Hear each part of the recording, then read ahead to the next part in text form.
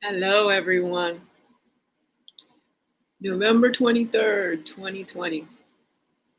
Today is day 18 of my fasting cycle. Now, I set out to do a 7-day fast. I'd done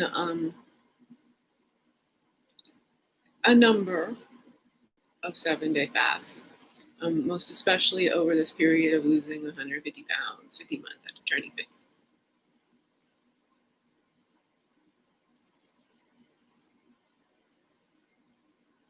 We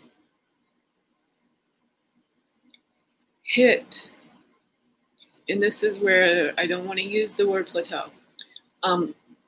It comes down to this, that, after that sort of consistent evaporation of the real Michelin aspects of my body, as I came more into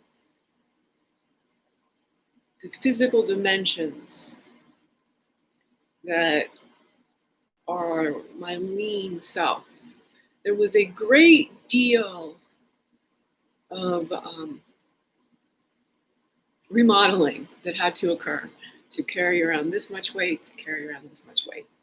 Basically, it's all in the fascia, fat and fascia being intimately entwined as the sort of conductive medium of our body. And your bioelectricity, your capacity for your brain and body to be in complete communication, in synchrony and in harmony, is not necessarily dependent on the poundage, because all the way up until I had hit places of crisis and trauma that could not be processed in any of the previous ways that I dealt with things, which was basically eating and sleeping. So as I hit 40 and had a pretty tragic life event, a loss of love, the shit hit the fan. And having lived a life with no touch, there was no capacity to deal besides dissociate. There were no other humans to help me through what I was going through. I leaned on what I knew about just isolate and get through this, but there was no getting through losing the first love I'd felt in my life.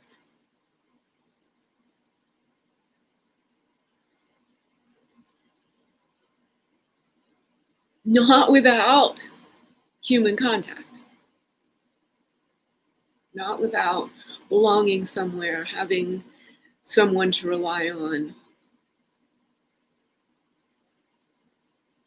I processed the grief in the way our Western world would associate it, and I wrote a book. Okay, fine. I took the left brain and got it all through and did some serious analysis and created some serious scholarship about being a canine companion. Really looking at the important role that our dogs play in our life, and that they are absolutely equivalent to us in their agency. They do not have the same organs of perception, so there are differences there. But in their fully conscious mammalianness, we better start honoring our dogs as the second most successful species on this planet in terms of Western materialism. That's all we really care about. Now, fasting is fueling this dialogue. I'm in a place where I'm trying to make the early minutes ever so slightly more analytical. But I'm all up into my creativity now, telling my story, because this is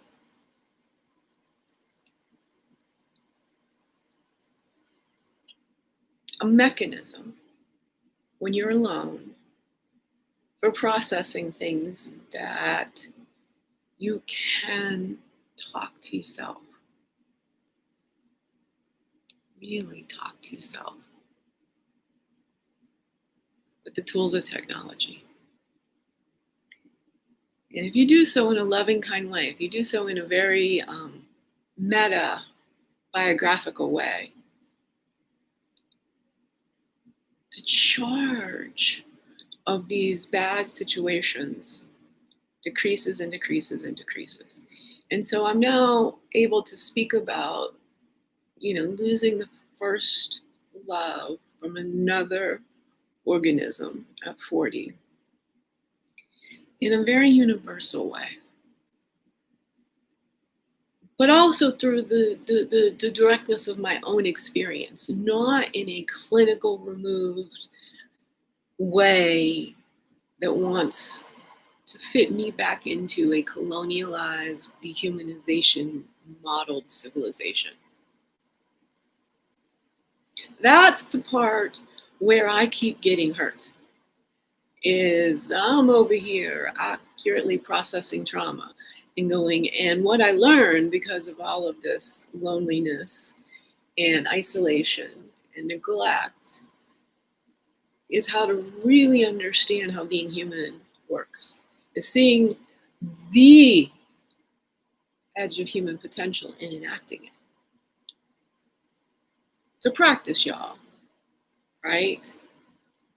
And because of money, static money, which has not been my priority. My priority has been to stay alive from a toxic mold exposure. So there I was, not recovering from grief. And probably I've been having incremental exposures to mold. But then in the fall of 2014, I moved into a moldy apartment. And it was after one night of sleep. A couple days into it,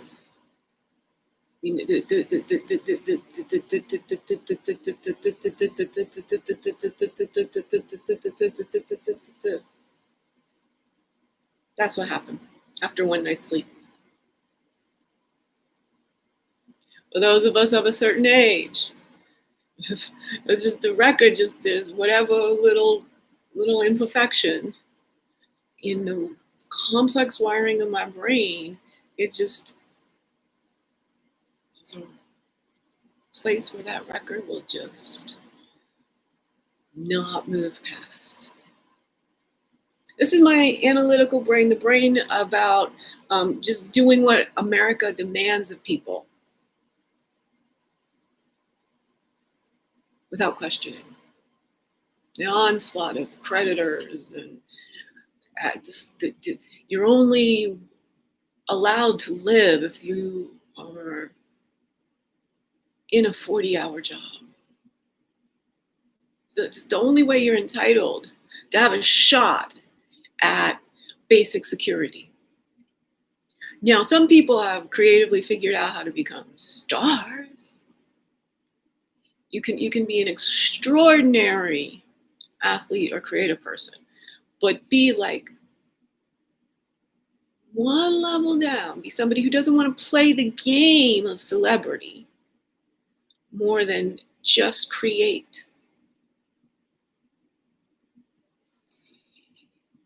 And you violate the rules of this society, and you're not going to get compensated, and you're going to basically be struggling for your sanity financially.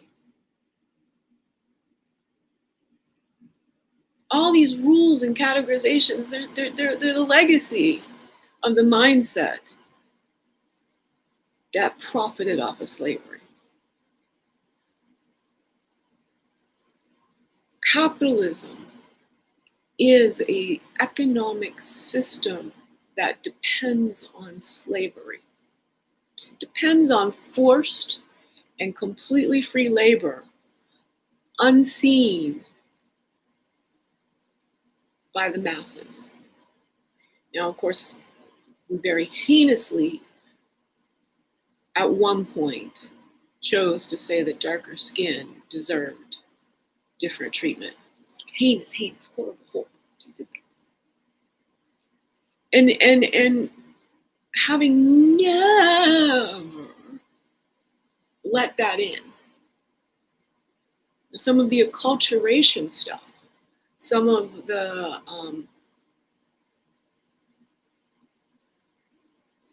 real subtle, not questioning my skin colored crayon until I was 18. Sure. But in the interactions with a real human, I never ever saw other.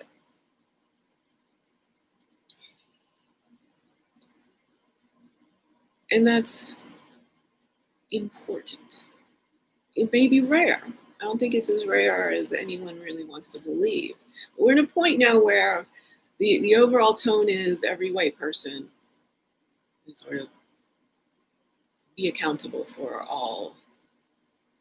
And most do need to be. And, if we want to bring up specific examples of accountability, I'd be glad to take responsibility.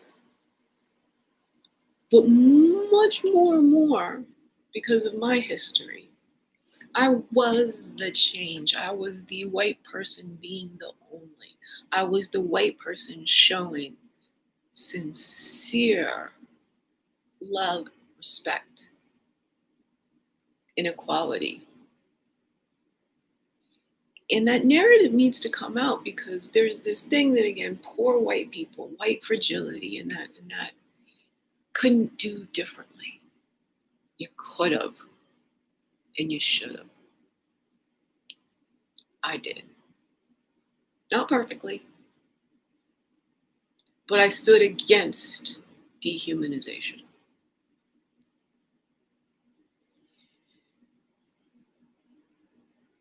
But why that was perhaps a lot more easier for me than I can even understand. Here's some privilege for you: the privilege of being isolated, the privilege of never needing to succumb to peer pressure. I wasn't being invited anywhere. Nobody wanted to hang out with me, play with me. I was too fat. So hence, I didn't need them. Talk about introvert. Let's talk about the hermit scale. I'm way up in there. Happy, happy, happy, being me and doing what I did.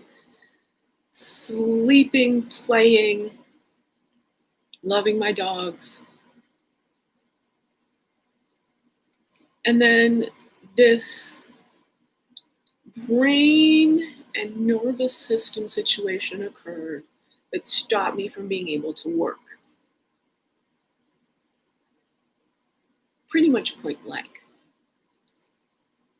Was definitely in my chosen career, where I had the capacity to keep working at it.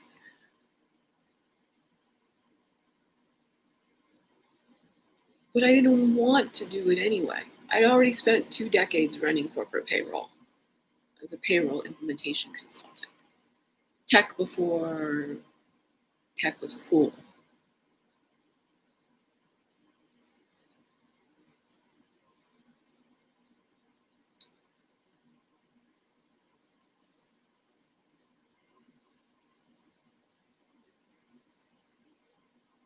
You get judged within a very short time of just being a human being, whether that's for illness or personal development, whether it's for loving your family, caring for your family, pursuing another degree, whatever this is. It's this thing that once you don't do work for some period of time, you can never ever do work again.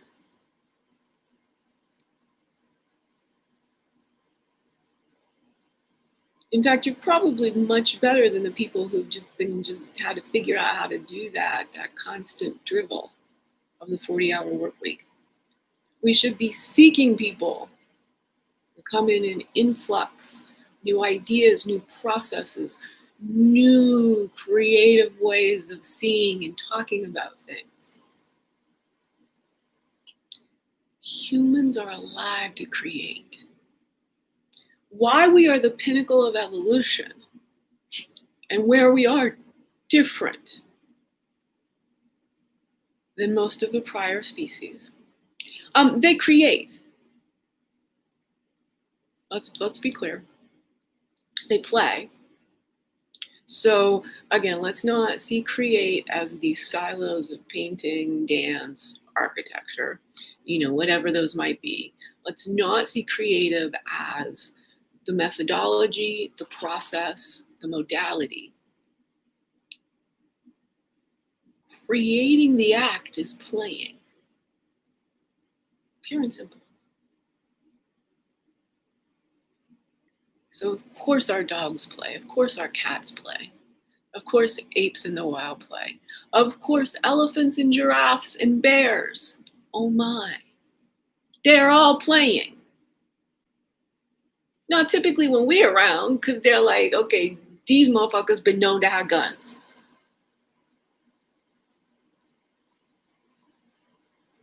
Do a little dog whispering. The man himself clearly has a special human capacity to interact with canines. He's a crap theoretician. As a philosopher, as a theoretician, he's done so much damage in wanting to just pull out the studies on wolves and dominance and alphas and such and so forth, without asking enough context. Those were captive wolves. At the time, if you go back and look at it, there were no wild wolves in North America. 80s, 90s. For the last 20 years, and again, right around the millennium, we did start getting some coming back down from the Canadian wilderness into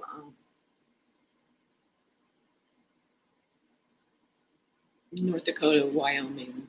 No. I'm sorry, I just keep wanting to say Yosemite for some reason. I believe there are some western wolves now. I believe there was some projects. There's been more than just there's a couple. I'm losing my because I would want to get it right.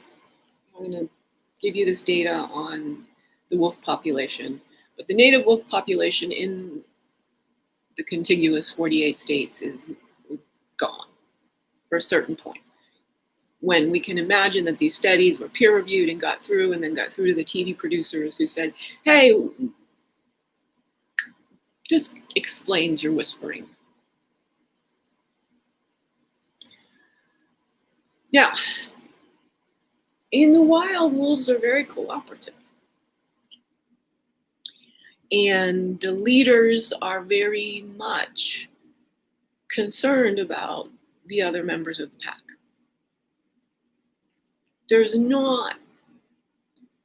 They have to learn how to work cooperatively. They want to take down a bison. It's all about cooperation, y'all. Nobody's getting scolded and told off. Nobody's getting judged and punished. It's not happening. Not in the wild. You pen up an animal, though, that's supposed to be out hunting bison, is supposed to have a territory, and is supposed to be using all of their intelligence in an embodied fashion. You pen up an animal that's supposed to be doing embodied intelligence. Rawr, that comes out in the voice. This is what's wrong when all them white people think they're fragile. They're not using their bodies. They're not experiencing embodied intelligence at all, right? They're sitting in a cubicle or answering phones, sitting in a truck, delivering things back and forth. Even in the hard labor, as it's repetitive, or as, again, landscaping, the violence of those goddamn leaf blowers, the amount of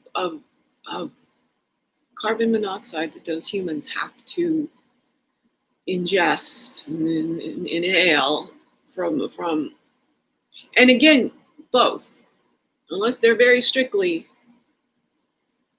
I see them getting headsets for the decibels, because that's it's atrocious. But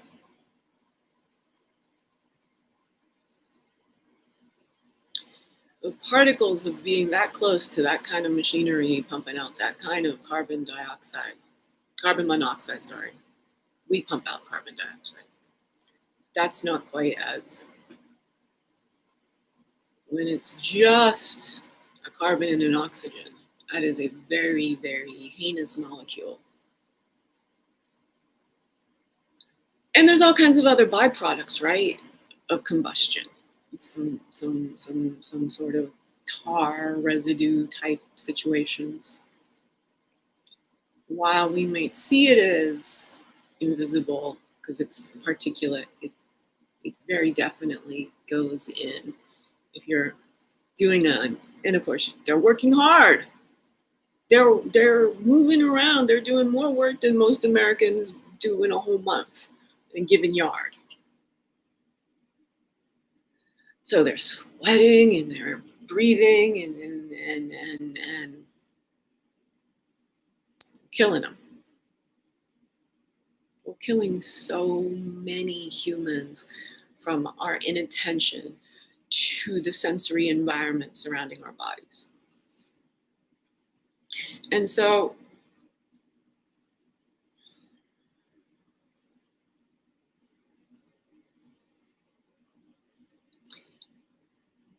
I grew up highly sensitive, highly analytical, like smart in a way that nobody ever thought to think I was smart until I self-identified as a philosopher.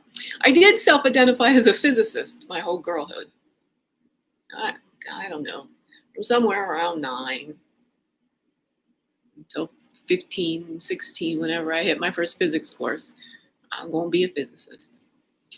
I enjoyed thinking about quirks. Enjoyed thinking about all of this stuff at that time.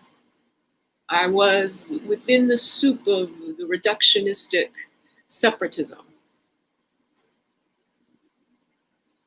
I broke out of that at 15.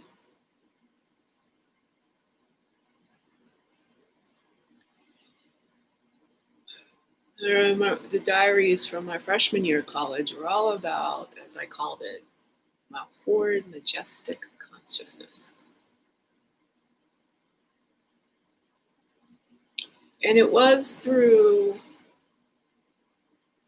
rereading or reading a little bit differently some of the Henry Miller Anaïs Nin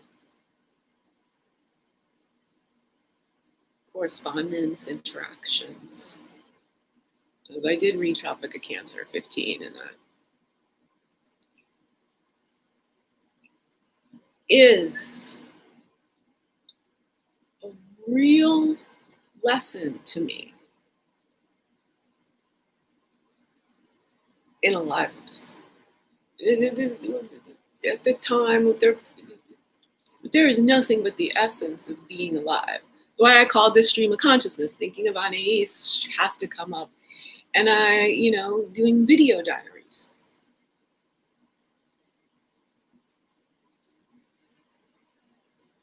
It's more of a loquaciousness situation. On the page, you can get into this hyper communicative state. I don't do so bad in the videos, but I also am more exploring and practicing my genre at this particular point. Yeah, I don't. I don't turn on the video when I'm in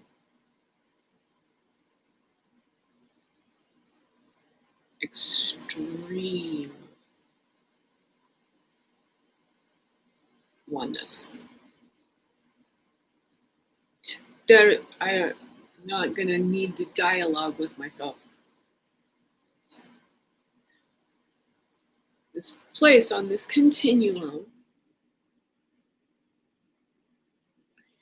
of being entirely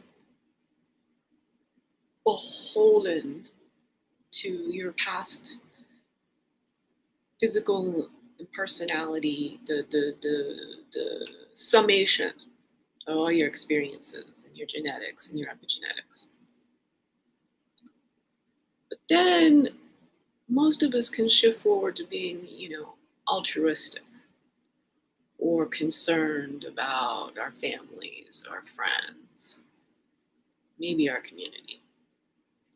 Then there's this shift again into us as a species. And I may have went there really too quickly for most people. But that's just how I work. I'm African, ancestrally. And in this particular physical incarnation, I'm 2/3 African. Sure, I got pale skin. That's much more of a newer adaptation in this particular scenario. With the freckles and the red hair, these are early adaptations before any human ever left Africa.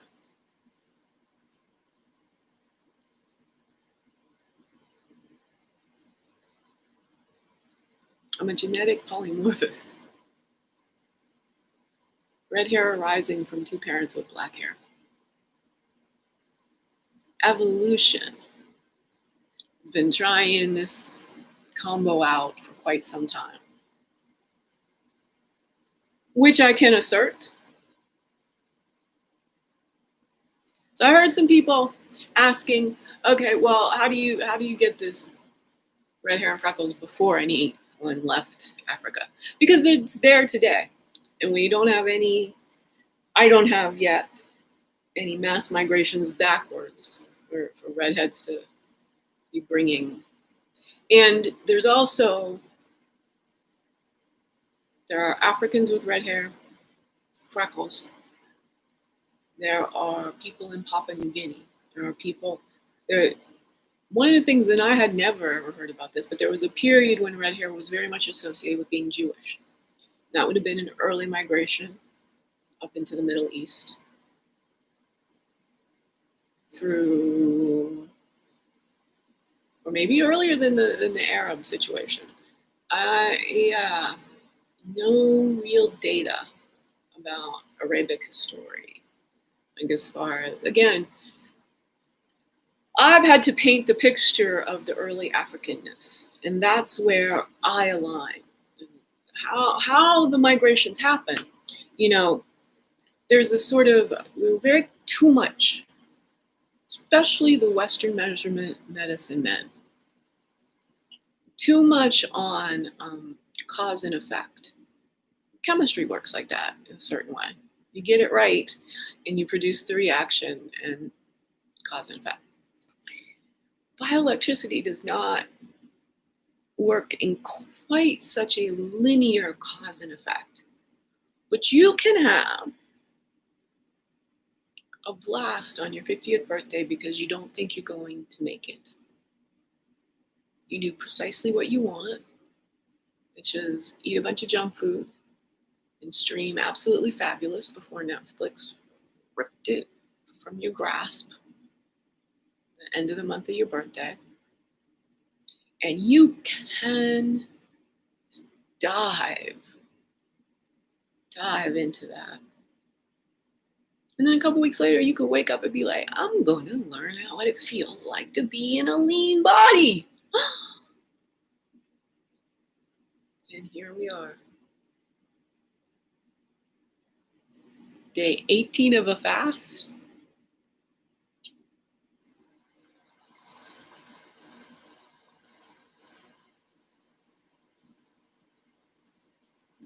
Pulling a Pippin.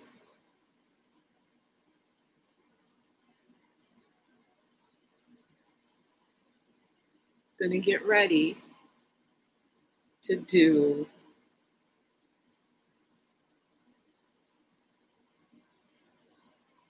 a full set of all 7 chakras from Maya Fine's Kundalini Yoga series. Thank you, thank you, thank you. This impetus of 18 days within, I put in the 5-mile walk, day 4 or something, 4 or 5. Now I'm going to pressure myself to move into all the positions, really be present to what I'm now capable of in this newly dimensional body.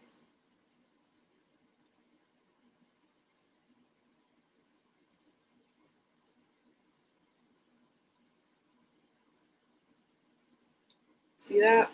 That's something we're working on. We'll be back with that. Look, this is I always likes to go like that. Just gotta get this.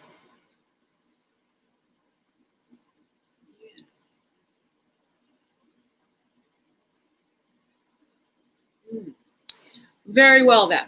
That's the end of today's stream of consciousness. Posture matters a great deal.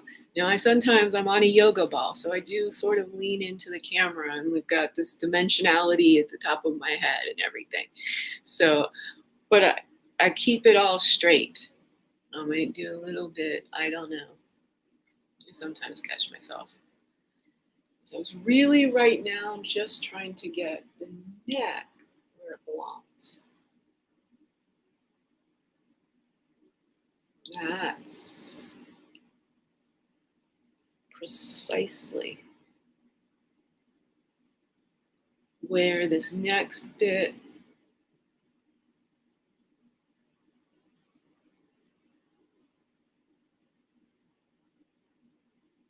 comes through. This has been Deb Helfrich. Enjoyed chatting with you. Hope you got what I got out of it. Thanks so much.